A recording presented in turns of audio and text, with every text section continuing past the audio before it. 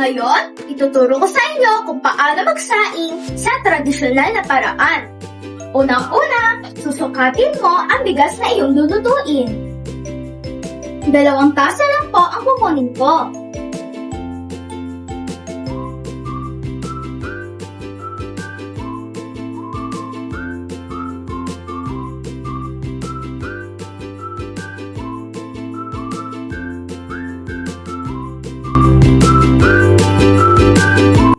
Susunod naman, huhugasan natin ang ating bigas.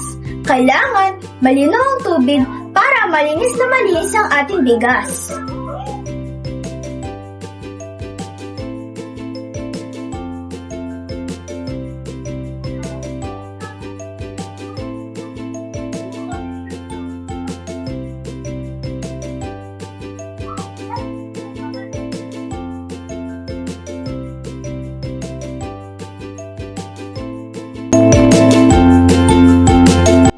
Tapos na natin hugasan ng ating bigas, kaya sukatin na natin ang tubig na ilalagay dito. Kung 2 tasa ang bigas, 4 na tasa ang tubig.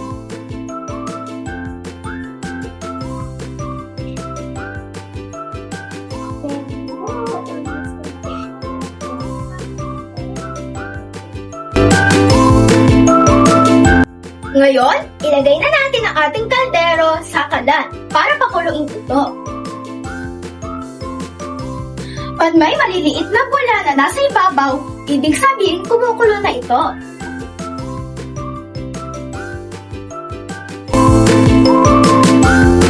Kumukulo na po, kaya ihinaan ko ang apoy.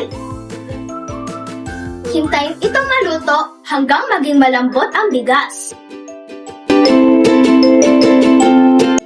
Luto na po ang ating kanin, kaya ililipat ko na ito sa bandehado para mabilis itong lumamig at hindi masyadong malata.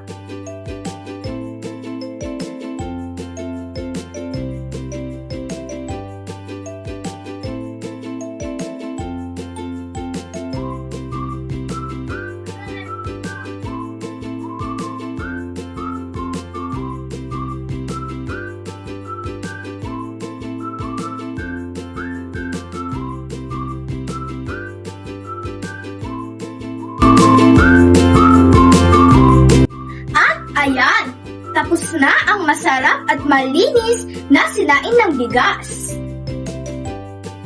Sana po ay may natutunan kayo sa pagsasaing sa tradisyonal na paraan. Ako nga pala si Bianca Zilin A. Jornales mula sa ika-4 na baitang na Calderon. Salamat po sa panonood at pagkikinig. Paalam!